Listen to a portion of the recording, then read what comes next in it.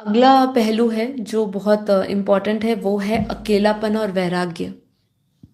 जब हम इस मार्ग पर चलते हैं, वैराग्य हो जाता है। साधक जब आध्यात्मिक ऊंचाई पर पहुंचता है तो वो दुनिया से अलग महसूस करता है, क्योंकि उसकी ऊर्जा दूसरे ऊर्जा से भिन्न है। लोग संसार में सुख सा इंजॉय, उनका जो लेजर रहता है, उनका जो इंजॉय टाइम रहता है, या जिसमें वो मस्ती ढूंढ रहे हैं, वो अलग है।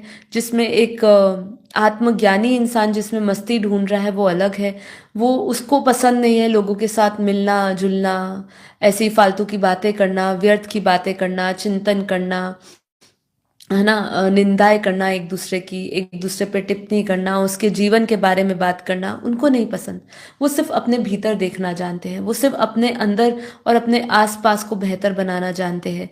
तो वो जब दुनिया से अलग होते हैं तो काफी बार ऐसा होता है कि वो ये सब रिश्ते नाते बंधनों को महत्वहीनता उनके लिए होती है, कि वो कोई उनको महत्व नहीं देते हैं।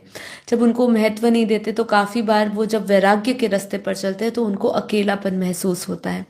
ये अकेलापन भी कभी कभी उस उनको ये अकेलापन, अगर वो पूर्णता से नहीं जुड़े होते, पूर्ण रूप से नहीं जुड़े होते इस आध्यात्मिक मार्ग पे, लेकिन उनकी शुरुआत ही होती है और कहीं ना कहीं उनको एक्सेप्टेंस नहीं मिलती है, तो वो अकेले हो जाते हैं। जब वो अकेले हो जाते हैं तो उनको ये एक सताता है अकेलापन, क्योंकि जैसे हमने एक एपिसोड किया था कि ये सोशल एनिमल कहा है, कि हम एक सोशल एनिमल है। क्यों कहा? क्योंकि हमें हमेशा अकेलेपन से डरता है।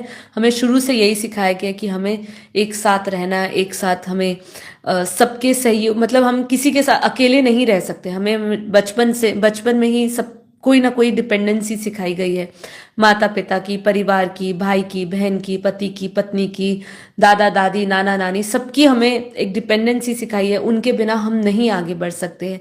तो ये डिपेंडेंसी का जो हमें संस्कार है बचपन से मिला गया है। और जब भी हम अकेले हो जाते हैं तो हमें लगता है, हमें अंदर इनसिक्योरिटी हो जाती है कि अब हमारे साथ कोई खड़ा नहीं है, हमें कोई समस्या आएगी तो कोई खड़ा नहीं होगा। तो ये अकेलापन काफी बार आपका एक ये बन जाता है, एक स्पिरिचुअल मार्ग से आपको पीछे हटने के लिए काफी बार ये आपकी एक रीजन बन जाती है, एक कारण बन जाता है आपके जीवन में।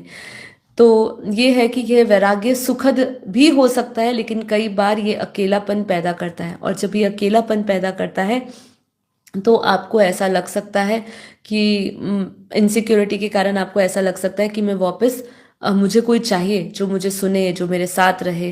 क्योंकि अकेलेपन पे जरूरी नहीं है आपको हर एक सवाल का जवाब मिले उस समय। ठीक है, तो ये सब है। तो इसका समाधान क्या है? समाधान यही है कि आप किसी गुरु के सानिध्य में जा सकते हैं, कोई मार्गदर्शन ढूंढ सकते हैं, ध्यान और आत्मनिरीक्षण, मेडिटेशन और सेल्फ रिफ्लेक्शन, सेल्फ इंट्रोस्पेक्शन कर सकते हो। मेडिटेशन, ध्यान अपना सकते हो उसमें भी। फिर विनम्रता और अहंकार मुक्त रहने के लिए आप अलग अलग प्रैक्टिसेस ले सकते हो, संकल्प ले सकते हो। धैर्य और निरंतरता, कंसिस्टेंसी, अभ्यास की बात हमेशा हमारे भगवत गीता में, पतंजलि योग में हर जगह पे कहा गया है। भगवान श्री कृष्ण भी बोलते हैं कि अभ्यास और वैराग्य की हमें मतलब ये हमें दो गुण ज्ञानियों को धारण करने चाहिए। तो ऐसे ही धैर्य और निरंतरता, कंसिस्टेंसी बहुत जरूरी है। एक चीज पर निरंतरता बहुत जरूरी है। निरंतरता नहीं होगी तो जितनी भी आप बड़े से बड़े तपस्वी बन जाओ, तो आपको ये मार्ग से भटकने के लिए बहुत सारे कारण मिल जाएंगे, बहुत सारे। सही कहा आपने, चेक एंड चेंज करते ही रहना पड़ेगा। अगर वो ऋषि मुनि जो तपस्वी कर रहे हैं, साधना कर रहे हैं, वो भी अगर जैसे आज हम कुंभ के मेले में कुंभ के मेले में उन आत्माओं की बात कर रहे हैं जो सूक्ष्म जगत से, जो सिर्फ और सिर्फ इस समय पे आते हैं किसी गुफाओं से निकल के, उनकी बात कर रही हूँ, सभी की बात नहीं कर रही हूँ। अगर वो भी अगर इस समय गुफाओं से आकर निकल के सिर्फ कुछ समय के लिए आकर फिर वापस ना जाए और इसी संसार में रहे, तो वो भी आपकी और हमारी तरह शायद आम इंसान हो जाए। उनकी भी सारी सूक्ष्म जगत की जितनी भी उनको अनुभूतियां हुई है, जितना भी उन्होंने तप इकट्ठा किया, एकत्रित किया, वो शायद भंग हो जाए। मतलब उन्होंने अगर, क्योंकि उन्होंने अपनी साधना का चुनाव ही इस तरीके से किया है, हमने अपनी साधना का चुनाव इस तरीके से किया है कि हम गृहस्थ में रहते हुए हम उसका अभ्यास करें। तो हमें शुरू से ये संस्कार दिए जा रहे हैं कि हम गृहस्थी हैं, लेकिन गृहस्थी में भी हम ऐसा जीवन जी सकते हैं। पर जिसने मार्ग ही, चुनाव ही संन्यास का किया है, और वो बचपन से ही संन्यास धर्म को अपनाते हुए, सन्यासी बनते हुए अपनी साधना तपस्या कर रहे हैं, उसके लिए बहुत मुश्किल होगा कि वो गृहस्थ में आके सन्यासी बना रहे।